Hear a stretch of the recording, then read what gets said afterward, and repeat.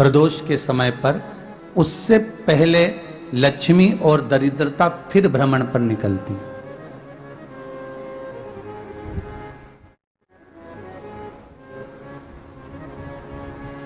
शिव भ्रमण कर कर जब वापिस आ जाते हैं, हिंदू धर्म में पीपल के वृक्ष की जो गणना वराह पुराण में करी गई है, 4 बजे से 7 बजे तक शिव के भ्रमण का समय बताया है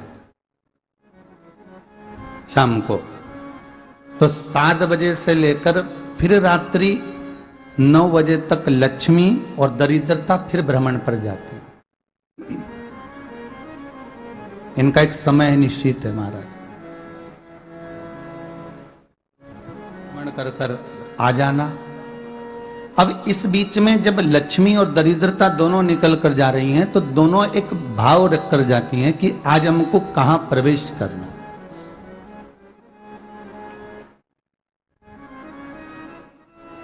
आज हमें किस जगह पर प्रवेश करना है, आज हमें कहां पहुंचना है, आज हमें किस जगह जाना है। और जिस नगर में जिस मार्ग से लक्ष्मी और दरिद्रता निकल कर जाती हैं, ये दोनों का जब निकलना होता है, इनको स्थान दिया गया जहां पर स्वच्छता हो, घर के दरवाजे पर रंगोली डली हुई हो, द्वार पर जल छीटा गया हो। महाराज, उस द्वार पर लक्ष्मी प्रवेश करती है तो दरिद्रता भी जाने लगती है अंदर। जब दरिद्रता अंदर जाने लगती है तो लक्ष्मी उसको रोक देती है, पहले मैं देखकर आती हूं कि तेरे लिए स्थान है कि नहीं है, तू यहां रुक।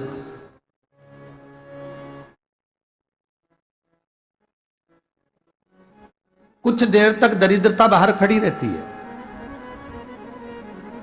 और लक्ष्मी जी की बड़ी बहन जब दरिद्रता बार बार अंदर जाने का प्रयास करती है तो लक्ष्मी जी कहती हैं, जी तू इतनी बड़ी होकर तुझे मालूम है, तू तेरा सम्मान होना चाहिए, आदर होना चाहिए, और तू अंदर चली जाए और कोई तेरा सम्मान ना करे तो कितना बुरा लगेगा, इसलिए तू बाहर खड़ी रहे, मैं अभी आई। अंदर जाती है और जब लक्ष्मी जी भ्रमण कर लेती हैं, अंदर प्रवेश कर कर आती हैं, और प्रवेश कर कर आती हैं तो दरिद्रता पूछती है चले अंदर। तो लक्ष्मी जी कहती हैं, तुझे मालूम नहीं है क्या जी कि जिस घर में मैं प्रवेश कर जाती हूं उस घर में फिर दरिद्रता नहीं जा सकती, क्योंकि यह तेरा वचन था, यह तेरा वचन था। अपन दोनों का जब मंगल विवाह हुआ था, मेरा विवाह जब नारायण के साथ में हुआ और तुम्हारा विवाह जब दुस्साह मुनि के साथ हुआ, दरिद्रता का विवाह दुस्साह मुनि के साथ हुआ। जब अपना दोनों का विवाह हुआ था तो अपन दोनों ने एक वादा करा था कि जिस घर में लक्ष्मी प्रवेश कर जाएगी उस दिन फिर दरिद्रता नहीं जाएगी, और जिस घर में दरिद्रता प्रवेश कर जाएगी उस घर में फिर लक्ष्मी नहीं जाएगी।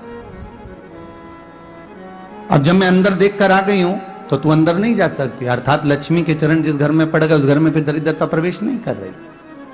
चलते चलते फिर दरिद्रता ने देखा और लक्ष्मी जी इसको लेकर गई, और लक्ष्मी जी ने देखा कि इसके दरवाजे पर जल नहीं छीटा गया, इसके दरवाजे पर ना रंगोली डली है, इसका द्वार साफ नहीं हुआ है,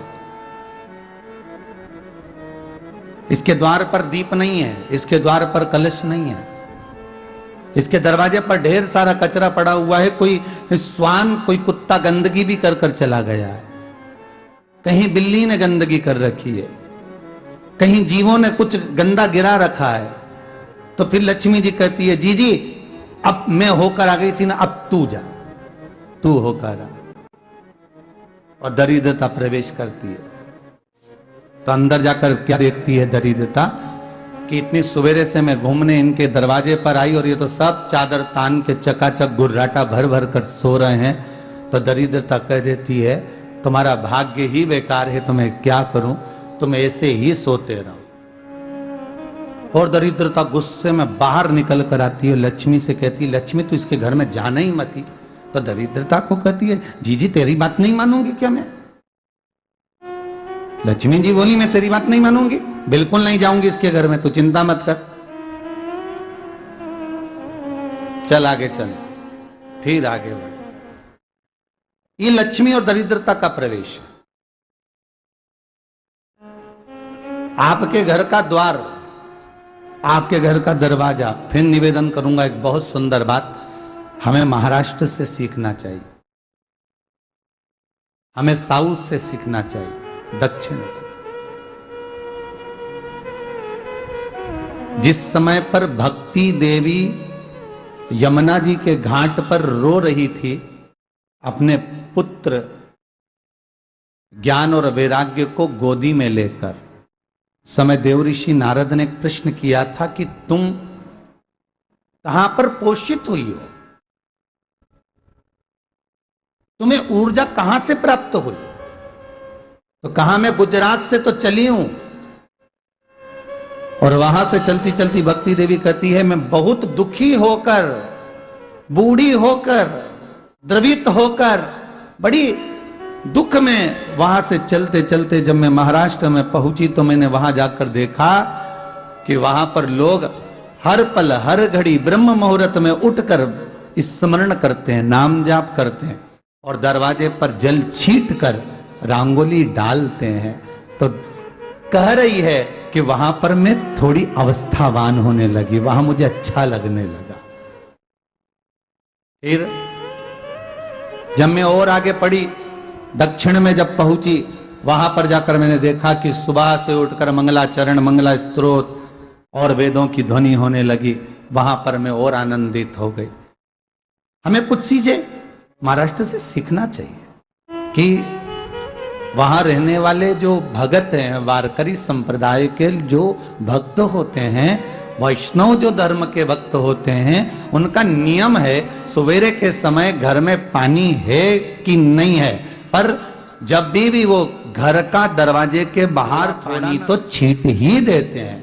और छींटने के बाद फिर वहां पर अपने यहाँ तो दिवाली पे रंगोली बनती है जी, और वहां पर रोज की रंगोली बन जाती है कि कभी हो सकता है परमात्मा राह भूल कर हमारे घर में प्रवेश कर जाए, इसलिए वहां प्रतिदिन की रंगोली, प्रतिदिन।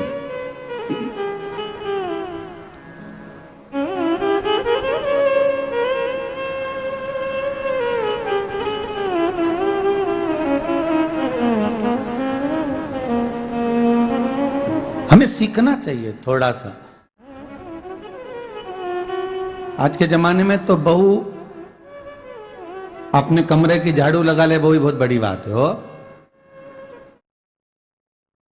खड़ी खड़ी बहू ये देखती रहेगी कि नौकरानी सही से झाड़ू लगा रही, वहां से लगा के लाओ, इधर से हेड के ले जाओ, वहां से कचरा सोरो, वहां से पोछा लगाओ।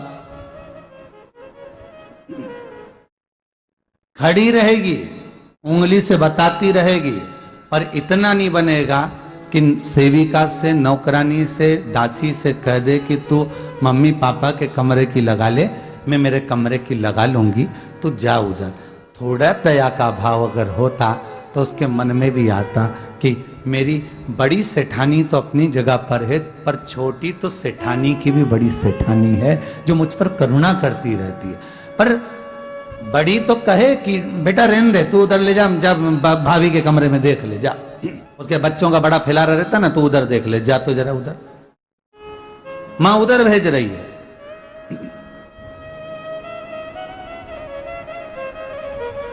थोड़ा सेवा का भाव हमारे भीतर हो। और एक निवेदन तो हमेशा करा है और अब आज भी करता हूं, पूरे घर की सफाई करवाओ, पूरे घर में तुम पोछा झाड़ू जो चाहे करवाओ, मना नहीं है। पर एक निवेदन है, रसोई घर के अंदर बहू और बेटी ही जाकर भोजन बनाए तो अन्नपूर्णा सदा कृपा करती है महाराज। बहू और बेटी ही।